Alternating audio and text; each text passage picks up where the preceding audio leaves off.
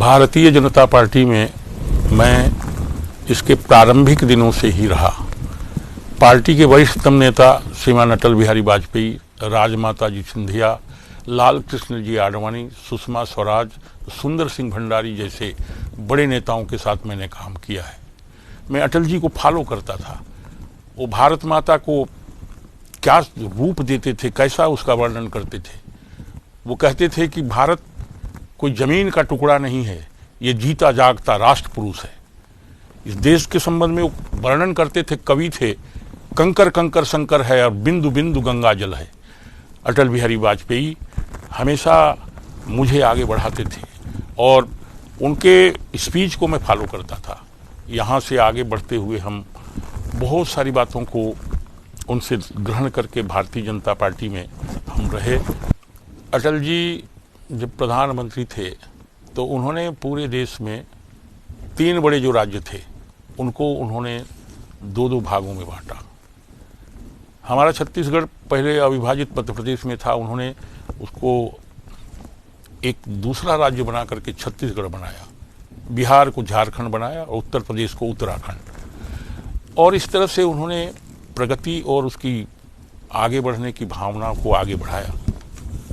मैं ऐसा मानता हूं कि जैसे ही छत्तीसगढ़ बना, भारतीय जनता पार्टी मेजॉरिटी में नहीं थी। हम लोग अलग आए 2000 में और कांग्रेस मेजॉरिटी में थी, इसलिए अजीत जोगी कांग्रेस पार्टी के नेता बने, वो मुख्यमंत्री बनाए गए। मुझे माननीय अभी के प्रधानमंत्री जी ने यहाँ आकर के नेता प्रतिपक्ष बनाया और हम लोग सब काम में लग गए।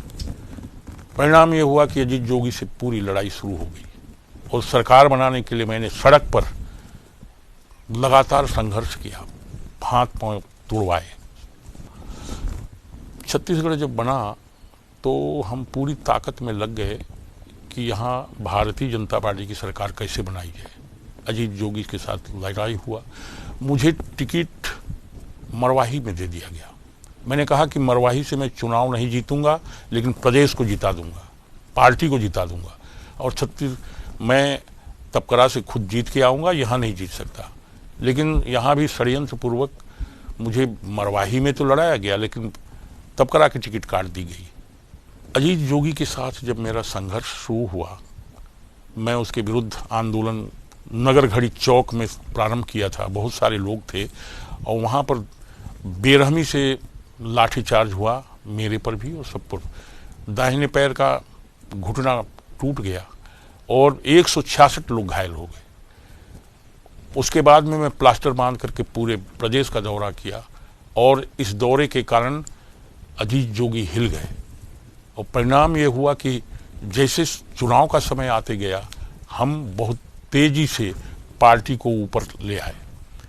जब चुनाव हुआ तो भारतीय जनता पार्टी विजयी हो गई, लेकिन वहाँ मुझे आकर के बताया गया पार्टी के नेताओं के द्वारा, क्योंकि मुझे एक टिकट काट दी गई थी, कि बोले मुख्यमंत्री आपको ही बनाना था, लेकिन आप चुनाव नहीं जीत पाए। और परिणाम ये हुआ कि किसी अन्य को बना दिया गया और लाठी डंडा, मेहनत, परिश्रम हमने किया और हमको किसी भी प्रकार के किसी दायित्व से वंचित कर दिया गया। सबसे एक महत्वपूर्ण बात है, उस समय जब भारतीय जनता पार्टी की सरकार थी, उसके निर्माण में सबसे बड़े एक हमारे योजनाकार, लड़ाकू और तेजस्वी नेता थे दिलीप सिंह जूदेव। बंधुवर दिलीप सिंह जी अपने मूंछ को दांव पर लगा करके कहा कि अगर सरकार नहीं बनेगी तो हम मूंछ एक तरफ काट देंगे, और उन्होंने बहुत परिश्रम किया। लेकिन सबसे दुर्भाग्यपूर्ण बात ये थी कि दिलीप सिंह जी को नीचा दिखाने के लिए अपने ही गवर्नमेंट में तरह तरह के षड्यंत्र हुए। जसपुर में 5, 7, 10 लाल बत्ती मार दिया गया। जब वो एक कार्यक्रम में थे और खुड़िया दीवान उनके साथ में बैठे हुए थे, उनको पुलिस ने जबरदस्ती घसीट करके ला करके वो अपने गाड़ी में डाल दिया। कोई कार्रवाई नहीं हुई उस समय, और केवल ये काम दिलीप सिंह जी को नीचा दिखाने की दृष्टि से किया गया। दिलीप सिंह जी चाहते थे कि वहाँ प्रगति भी हो, विकास भी हो, लेकिन वहाँ पर उनको कैसे किनारे किया जाए, केवल ये कार्यक्रम हुए, प्रगति बिल्कुल रोक दिया गया। बाद में उनकी जब प्रतिमा वहाँ लगाने का बात आया, उसके लिए भी कितना संघर्ष करना पड़ा ये सभी लोग जानते हैं। वो सरकार ऐसा चल रही थी कि भाई कोई कार्यकर्ता की जरूरत नहीं है, ब्यूरोक्रेट सब काम कर लेंगे। ये उस समय का बात था। दिलीप सिंह जी हमारे प्रिय भाई इस बात का विरोध करते थे कि ठीक है, कार्यकर्ता भी काम करेंगे, ब्यूरोक्रेट्स तो करेगा ही, लेकिन उनकी इस बातों को सुना नहीं जाता था और हमेशा किसी न किसी रूप में उनको कैसे नीचा दिखाया जाए ये कोशिश होती रही। दिलीप सिंह जी ने कहा कि ये तो प्रशासनिक आतंकवाद जसपुर में फैला हुआ है, इससे कैसे कार्यकर्ताओं को बचाया जाएगा, यहाँ काम कैसे होगा।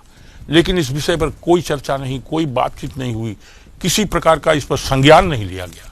आज जब एक घटना हुई थी गेंद सिंह के ऊपर, कम से कम उसमें 2 पुलिस वाले सस्पेंड हुए, एक एसडीओपी निलंबित हो गया और वहाँ पर कुछ हालांकि धरने वरने कुछ कर रहे हैं उसके विरुद्ध में, वो विफल हो गया है, लेकिन कुछ तो हुआ। आने वाले समय में जब चुनाव हुआ तो दिलीप सिंह जी को नीचा दिखाने की दृष्टि से पोस्टर बैनर से उनका फोटो नाम सब गायब कर दिया गया। कार्यकर्ताओं ने जब विरोध किया कि ऐसे कैसे हो सकता है कि जसपुर में इतना बड़ा चुनाव हो रहा है और माननीय दिलीप सिंह जी का फोटो नाम कुछ भी नहीं है, तब दूसरा मैंने पोस्टर और बैनर बनवाया गया। ब्यूरोक्रेट्स जिस तरह से हावी हो रहा था, कार्यकर्ता किनारे हो गए थे, इसका विरोध करता था कि भाई यहाँ पर कार्यकर्ताओं की भी सुनी जानी चाहिए, उनके हिसाब से भी काम होना चाहिए, ब्यूरोक्रेट्स तो करें ही। तो इस बात को मैं कहूँ नहीं, ऐसा करके हमेशा छत्तीसगढ़ से मुझे बाहर रखा जाता था ताकि हम इन सारी बातों को कह न पाएँ, देख न पाएँ और वो मनमानी करते रहें। मैं जनजाति आदिवासी समाज के होने के कारण बहुत सारी समस्याओं को लेकर के उस समय भी हमारे समाज के लोग आते थे, आज भी आते हैं। तो मैं उनकी समस्याओं के समाधान की दृष्टि से हमेशा कहता था कि भैया ये जो जनजाति वर्ग है इसका समाधान भी होना चाहिए। जो मंत्री हैं और बड़े मंत्री लोग हैं उनको बोलता था, लेकिन उस समय मेरे विरुद्ध में एक बात कही जाती थी कि आदिवासियों की मीटिंग करके ये तो हमेशा आदिवासी मुख्यमंत्री की बात करते हैं और लोगों को भड़काते रहते हैं।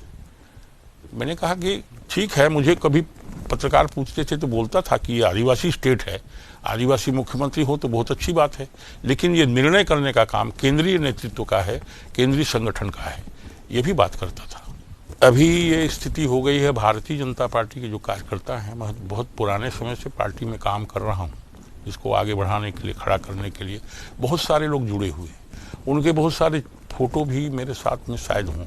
मुझे जानकारी मिली है कि वो लोग अब उनको ऐसा भयाक्रांत कर दिया गया है, वो भयभीत हो गए हैं कि कोई फोटो वोटो है तो उसको भाई कोई मैंने किसी ऑनलाइन या किसी उसमें डालना नहीं है जिससे कोई देख सके। भयभीत हो गए हैं और उनको ऐसा भयभीत कर दिया गया है कि अगर डॉक्टर नंद कुमार साय के साथ जिसका फोटो होगा वो पार्टी से शायद बाहर भी हो सकता है। इस तरह से करके जिस पार्टी को मैंने बहुत लंबे समय तक अटल बिहारी वाजपेयी से लेकर अब तक निरंतर उसको मजबूत करने में लगा रहा, लेकिन अब ऐसा हो गया है कि मेरे साथ कोई दिख जाए, मेरा फोटो किसी के प्रति लगा हुआ हो, मैं बताना नहीं चाहता। एक व्यक्ति ने कहा कि भैया वो जो फोटो तुम डालने वाले थे उसको डालना मत, उसमें साई जी का साथ है। ऐसे हमारे कार्यकर्ता भयभीत हो गए हैं। ये अत्यंत दुर्भाग्यपूर्ण बात है। इसीलिए मुझे लगता है कि ऐसी स्थिति अगर बनी हुई है तो इस पार्टी से अब हट जाना ही सबसे बेहतर होगा और मैंने सोचा है कि इस पार्टी से अब मैं इस्तीफा देता हूँ। मैं बहुत भयभीत, भयाक्रांत और एक तरह से व्यथित हूँ। जिस पार्टी को मैंने अटल जी से लेकर के अभी तक लगातार मजबूत करने की कोशिश की, वो उनके कार्यकर्ता भी दुखी कर दिए गए हैं कि मेरे फोटो के साथ वो कहीं दिख न जाए, मेरे साथ नहीं दिख जाए। इसीलिए मैंने निर्णय किया है कि अब भारतीय जनता पार्टी की प्राथमिक सदस्यता और सारे पदों से जिसमें भी मुझे रखा गया है उससे मैं इस्तीफा देता हूं। और इतने दिनों तक मैं रहा, जो संगठन में लोग हैं उनको कहता हूं कि आप पार्टी को ठीक से चलाइए। मैं इसकी प्राथमिक और सभी पदों से आज इस्तीफा दे रहा हूं।